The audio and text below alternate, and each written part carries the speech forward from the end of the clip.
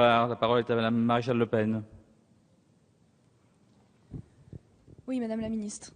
Le problème dans ce débat, c'est que je crois que vous n'avez pas compris que la politique, ce n'est pas seulement un auxiliaire de l'économie.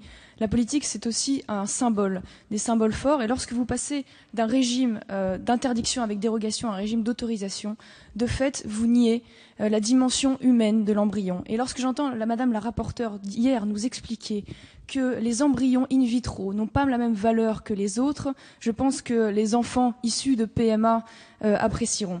Alors vous nous parlez de compétitivité économique, comme si c'était le sujet aujourd'hui, comme s'il n'y avait pas d'autres pays dans le monde qui continuaient à restreindre et à limiter la recherche sur l'embryon. Et je dois dire que je dois un petit peu m'étonner, parce que souvent je crois que votre comportement doit traduire un certain malaise, puisqu'il y a des bouleversements juridiques, contrairement à ce que vous voulez bien le dire, puisque aujourd'hui l'exigence du progrès médical va être remplacée par la finalité médicale. Or la finalité médicale, c'est amusant, c'est justement un terme qui a été utilisé dans un rapport de 2008 fait par l'OPEX pour justement permettre l'utilisation des cellules souches en vue de diminuer le coût de développement des médicaments.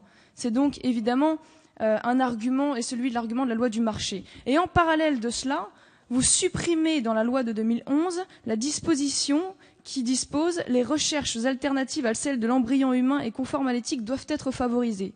Ce qui est absolument scandaleux quand on sait qu'il y a justement, d'abord quand on sait que la majorité des progrès thérapeutiques ont justement été faits grâce aux cellules souches adultes, mais également grâce aux cellules souches du cordon ombilical. Et lorsque l'on sait également que la méthode alternative des cellules de l'IPS sont en plein développement et qu'elles commencent à faire leurs preuves. Donc au lieu de développer ces cellules, vous préférez aller dans cette loi qui est un non-sens. Mais heureusement, on est rassuré puisque au niveau de l'Union européenne, une directive européenne de 2010 relative à la protection des animaux fixe comme objectif le remplacement total des procédures scientifiques appliquées aux animaux sous forme embryonnaire ou fœtale par des méthodes alternatives. Donc c'est bien, demain on protégera l'embryon de la baleine et on pourra en revanche faire des recherches sur l'embryon humain. Merci Madame Maréchal Le Pen.